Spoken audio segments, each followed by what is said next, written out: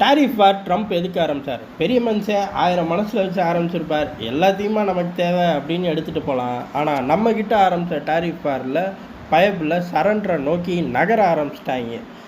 ஏன் அப்படிங்கிறத தான் விரிவாக பார்க்க போகிறோம். ஏன்னா அந்தளவுக்கு நம்ம சம்பவம் பண்ணியிருக்கோம்.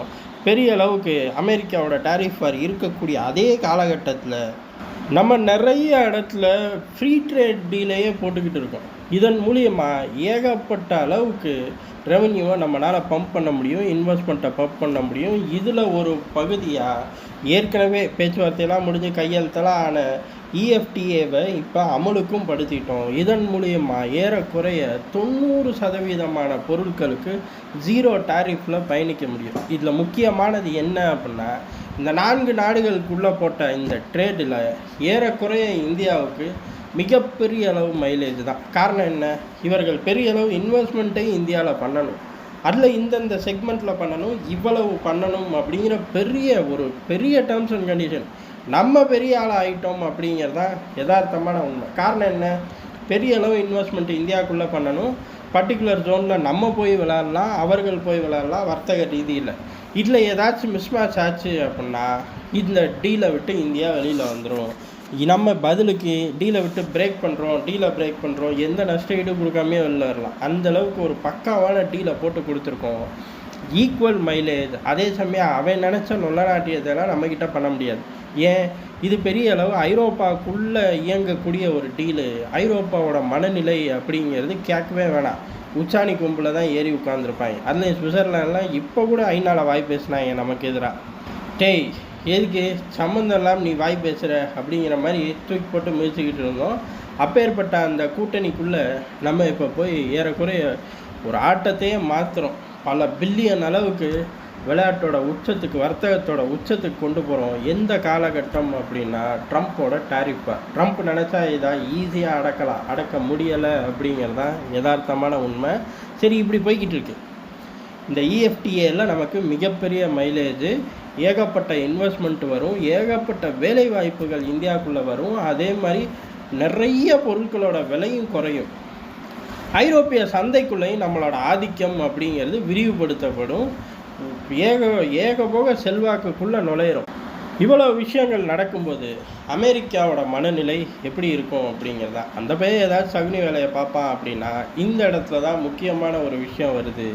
என்ன அப்படின்னா, இவர்கள் ரஷ்யாவோட கச்சா எண்ணெயை நம்மளால் தூக்கி சாப்பிட முடியாது. பரவாயில்ல, அதை குறைப்போம், ரஷ்யாவோட டீலிங் இந்தியா வச்சுக்கிறத குறைப்போம் அப்படிங்கிற மூடுக்கு வந்துட்டார்கள். அந்த கருமத்தை பண்ணால் தானே அவனுங்க நம்மளை மிரட்டிக்கிட்டு இருக்காங்க. அப்படின்னா மிரட்டல் உருட்டல் இந்தியா கிட்ட ஆகாது, ஒத்தே வராத ஸ்ட்ராட்டஜி அப்படிங்கிறத அமெரிக்கா மெல்ல மெல்ல புரிஞ்சுக்க ஆரம்பிச்சிட்டாங்க. புரிஞ்சுக்கிட்டனால என்ன பண்ணுவாங்க? சரி ரைட்டு, அந்த ஜோனில் விட்டு போவோம் அப்படின்னு நினைப்பார்களா அப்படின்னு கேட்டால் அந்த ஜோனையும் விடமாட்டார்கள். வம்பு பண்ண எல்லா விஷயத்தையும் பின்வாங்குவார்கள். அதுக்கு பதிலாக புதுசாக ஒரு வண்டியை கூறுவாங்க.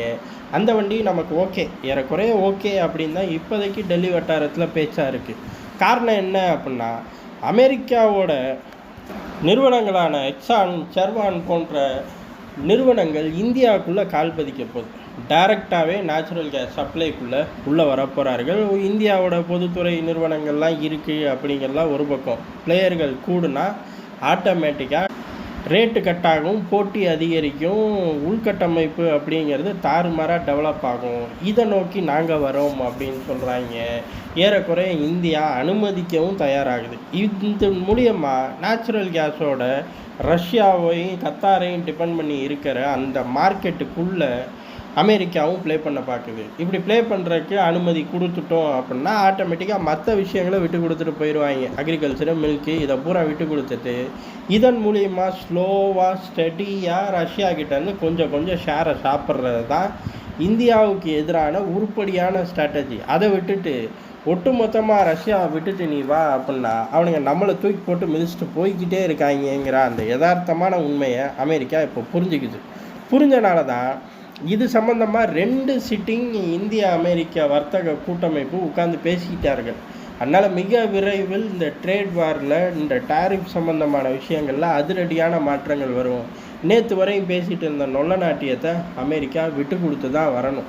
இது அமெரிக்காவுக்கு நேரடியாக அழுத்தங்களும் சரி, இப்போ நம்ம போட்டிருக்கக்கூடிய இந்த ஃப்ரீ ட்ரேட் மாதிரி டீல்களும் சரி, அடுத்து ரஷ்யாவோட பயணிக்கக்கூடிய வேகமும் சரி, இப்படி மும்முனை தாக்குதலில் அமெரிக்கா நம்மக்கிட்ட சரண்டரை நோக்கி வரான் அப்படிங்கிறது தான் இந்த ஒவ்வொரு அக்ரிமெண்ட்டும் இந்த பேச்சுவார்த்தையும் எடுத்து காட்டுதுங்கிறது யதார்த்தமான உண்மை.